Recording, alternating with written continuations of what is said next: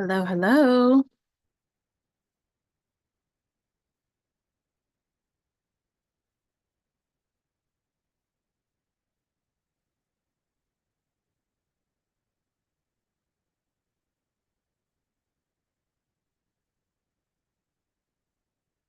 Hello, hello.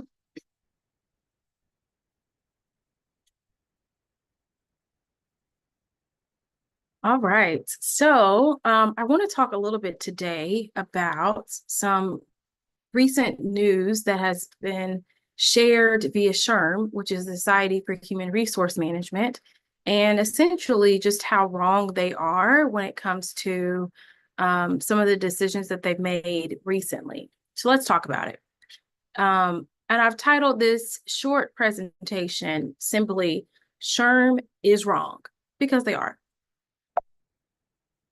So a couple of days ago, SHRM released a statement, and this is the statement that was taken from their LinkedIn page that talked a little bit about their transition from, diversity, equity, and inclusion to just inclusion and diversity. Their thought behind this was that they want to lead with inclusion. They want to drop equity. It will now be just a bullet point underneath inclusion. And they're doing this because of, the backlash that's happened and, polarization that they've outlined and things of that nature. And quite frankly, I don't think any of the reasons that they've listed are sufficient enough to change directions in the way that they have. And quite frankly, I think they're wrong. I think this statement really sets us back decades. And what I expect from an organization like SHRM is for them to be a leader, for them to continue pushing, HR practitioners, pushing organizations to do the next best thing.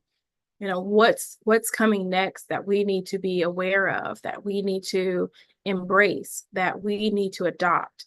And instead, what it looks like is that they're caving to backlash, and instead of being a leader, they are a follower. And as someone who has been involved with SHRM for many years, I'm disappointed because this is not the direction that SHRM should be going in, much less telling other HR practitioners that they need to go in. So today I kind of want to talk about two things. I want to talk about how we cannot deprioritize equity. Like we have to include equity. It's diversity, equity, and inclusion. And that kind of brings me to my second thing, is that we have to start with diversity. Like, it makes zero sense to not start with diversity. It's the only logical thing to do. So this inclusion first philosophy and mindset doesn't work. And I'll talk a little bit about that. So first, what is equity? When we are thinking about equity just in general, you might find a definition like fairness or just in the dictionary. In a business context, equity means looking at the policies, the programs, the initiatives, the systems within the organization to determine, are those things fair, but also, are the outcomes of those processes, programs, policies, are they fair? And so it takes a little bit of work, to be able to get to the point of equity. But I think this is where true transformational change comes. If you are able to look at your organization as a system, as a machine, then looking at each one of the parts to ensure that the overall machine is meeting the needs of everyone who's involved with your organization, it's kind of a must. So to de-emphasize equity, I think, is a huge step backwards. But for HR practitioners to de-emphasize equity is detrimental. It really is detrimental. So how do we achieve equity? And before I answer this question, I kind of want to go back to my second point, because I think by answering that, it'll bring me back to this. Now, as long as I can remember, it's been diversity, equity, and inclusion. And when I first started doing this work, it was diversity and inclusion. And then equity was added, and then, belonging and justice and accessibility. There's been a whole lot of additions since then. But the core of it has always been diversity, equity, and inclusion. And to me, that makes sense. In that order: diversity, equity, and inclusion. You could do diversity, inclusion, and equity, but that acronym is not attractive. So diversity, equity, and inclusion. What I know for a fact is that it's not inclusion and diversity. You cannot lead with inclusion. You have to lead with diversity. Now, you can see the table of diversity. This is how I think about diversity. As I am facilitating conversations around diversity and intersectionality, this is what I mean. Now, most people, when they think about diversity, they may think about race, gender identity, sexual orientation, those sorts of things, maybe disability, maybe veteran status, but that's kind of the extent of it. When I think about diversity, I think about all of these different things plus more, but I also think about their intersections, right? Which makes diversity even more nuanced, but it's reality, because we don't just identify with one of these things, we identify with all of them in a variety of combinations. And I think that is where most people fall short. Because if you do not understand that and build a solid foundation on that principle and that philosophy, then everything else that you do is going to just fall that much shorter. So when I think about building a solid foundation of diversity, then that leads us to inclusion. Inclusion is a set of behaviors. They are things that we can do for each other to make them feel like they belong. And what's really interesting here, and there's a number of analogies that I could use, but what I often think about is, I'm a parent, I have 2 kids, and they need different things from me, and that's okay. And I have a 4-year-old and I have a 2-year-old. And as I am learning more about them, I'm recognizing that they need different things. And I'm giving them different things, based on their personality, they need different things. Based on their age, they need different things. Based on all sorts of things, they need me to show up differently for each of them at different times. And that's okay. If you're a parent, you can probably relate to that. You may have a group of friends, and each of your friends needs something different from you. I know I have some friends, when I call and they're sharing with me what they're going through, they just want me to listen. And then I have some friends, when I call, they share with me what they're going through, and they want me to provide them with the answer. And the things that I have to do to make sure they know that they mean something to me, that they're valuable, it's different based on their identity, their personality, their age, their relationship status, all of those different things matter. So it's difficult to have an inclusion first strategy when you do not have a solid foundation on diversity. If diversity is secondary to inclusion, then that means you're creating a one size fits all strategy, hoping that it positively impacts all aspects of diversity. And that's just not how it works. Like, that just doesn't even make sense. We have to start with diversity, because by learning more about people, by learning more about their upbringing, their culture, their background, who they are, we then can create inclusion strategies that make sense, that meet people where they are. And that has been my biggest gripe with not only SHRM, but SHRM right now, but other organizations that say inclusion first, is that they are neglecting the fact that you have to know people before you can make them feel included. And I think that's going to be the biggest downfall for many of these organizations. And then lastly, it comes equity. And again, it has to be built on a solid foundation of diversity. Because if you understand people, if you understand their background, if you understand their history, their culture, their upbringing, if you understand all of those things, And it may be from a societal perspective, but it's also from an individual perspective. We have to be able to balance both. As humans, we can balance both. Our brains allow us to do that. And we have to in order to meet people where they are. But when we're thinking about equity, we have to think about what's the history of this particular group and what do they need today in order to strive and to thrive and to be successful. What are the policies that we need to put in place, the programs, all of the things that we need to do to ensure that they are being, that they are successful, they're being treated fairly, and that they're thriving.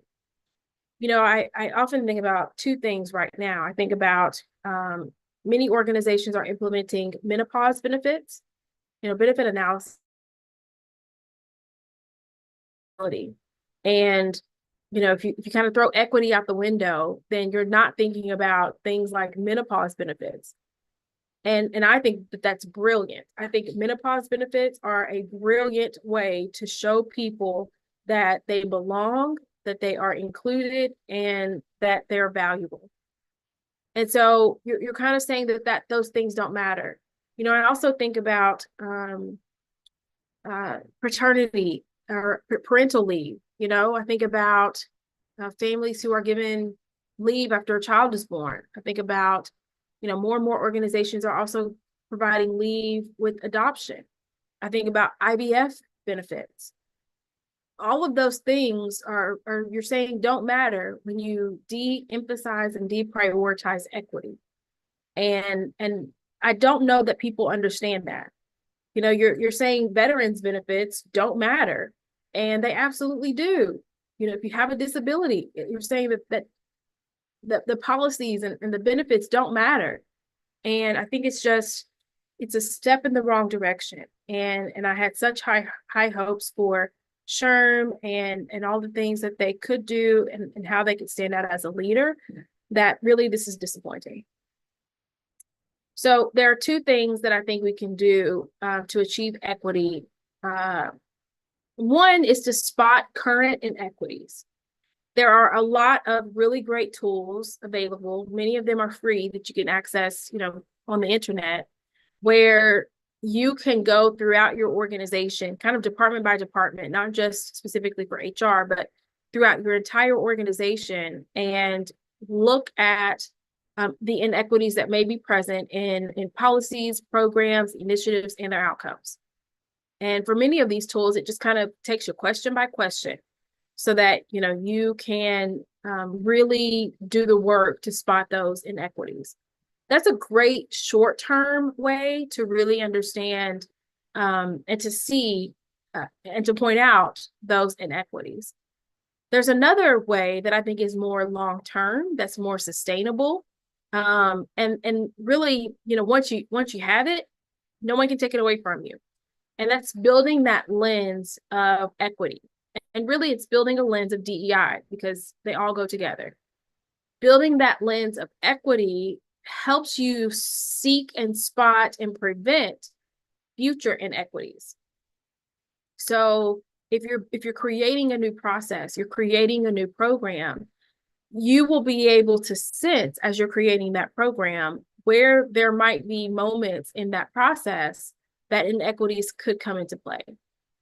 If there are specific requirements, if you have to pay money, if you have to have a certain amount of time invested, there are certain cues that you will get along the way that will let you know, hey, this, because of the knowledge that I have about, processes and systems and how it impacts various groups of people, this might be a place where we do some extra work to ensure that we are not creating a process, a program, or a policy that hurts people, even if it's unintentional, right? So it allows you to build that lens of equity where you pause and you can say, wait a minute, this looks familiar to me because I've done the work on myself, and I have a better understanding. I'm not an expert. I don't try to be, but I do know enough to know that we need to be extra cautious as we are going about this to ensure that we are preventing any future inequities.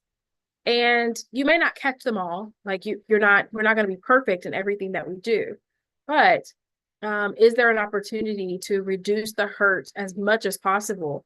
And then, being open when we're doing those annual or biannual audits, to spotting those inequities and correcting them with some urgency. So, two things that I think we can do to keep doing this work. But where do we go from here? And couple of things. One, I sincerely hope that SHRM retracts their statement, and I could see it going something like, we hear you.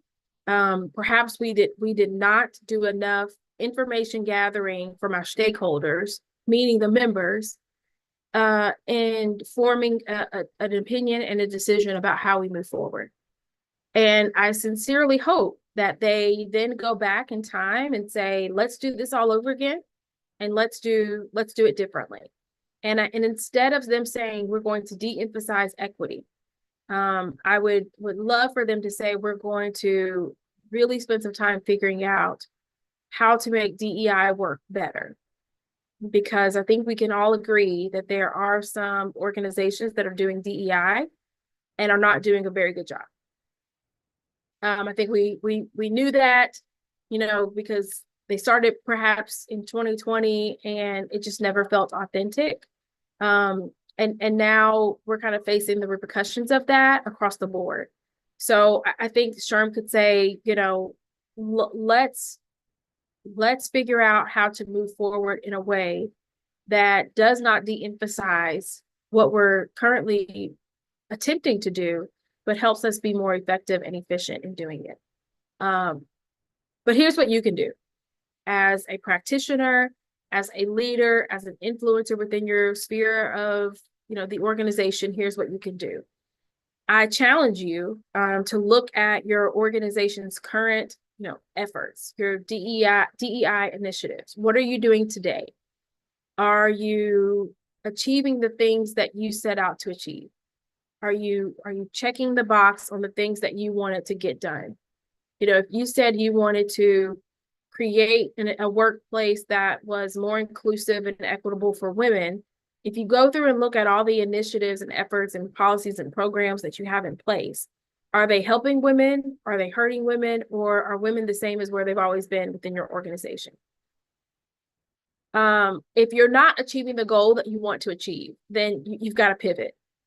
And it's okay to pivot. It's okay to say the strategies that we've employed perhaps aren't working. The goal remains the same, but how we get there, maybe we need to do differently. And it's okay to pivot. What I often find is that if you have a goal to positively impact a specific group of people, for instance, women, perhaps the reason why you're not getting the traction that you want is because you're only focusing on the most privileged group of women. You're not thinking about the intersections of women of color, women of a particular age, women of a particular, sexual orientation, women who have a disability, women who English is not their first language. You're not thinking about women at the intersection of multiple identities, and therefore the solutions that you're implementing aren't reaching the women that you need to reach. So that could be a way to pivot. The other thing that I would recommend is where are you doing exactly what you said you wanted to do? What parts of the strategy, of the effort are working as intended? And amplify those things, blow them up, do more of them. Get more people involved and on board and engaged with the things that are working, and fine tune them where you should, so that they continue to be sustainable and effective. I think by doing those two things, we can continue doing this work and doing it in a way that makes the most sense. Again, I'm disappointed in SHRM. I'm disappointed in what they have put out and the fact that this is the steps that they're taking. And I hope that they reconsider. But in the meantime, I am challenging you to stay on board, continue doing the work. because DEI is a cycle. We can look back in history and see this, where there have been moments where people are intensely focused on DEI in whatever iteration that may look like, whether it's the civil rights movement, DEI, whatever the case may be. There's a focus on people and fairness, equality, equity, inclusion, all of that. We're going to come back to this. A lot of organizations are, getting off of the train, but they're going to come back because that's what happens. There's going to be something that moves society forward, and companies are going to jump back on the bandwagon again. And here's what you don't want. You don't want your organization to get off of the train now and then get back on the train in however many years it's going to take for us to get through this cycle. Because the time lapse, not only will the things that you've implemented fall off, but there's going to be other things that come up, and it's going to take you forever to get caught up again. You individually, same thing. If this is not a part of just who you are and how you operate and how you show up as a leader, you're going to be behind when the next cycle comes up again. And for me, this is a continuous thing. Like there are no cycles in my world because this is what I live day in and day out. But for those who are getting off of the train right now, they are going to find it harder to get back on in the future. They're going to find that folks will remember this. They will remember organizations that, are on the wrong side of history. And when they try to get back on the right side of history, there's going to have to be a reckoning that comes with that. You don't just get to say, oh, okay, we're ready to do the work again now without having to explain why you stopped doing the work however many years ago. You don't want to do that. I promise you, you don't want to do that. It's easier to continue doing the work. You're doing it in some way, shape, or form. You're doing inclusion in some way, shape, or form already. You're doing equity in some way, shape, or form already. The question is, are you going to continue doing it in a way that is intentional and that is strategic? That's the question. And I hope the answer is yes.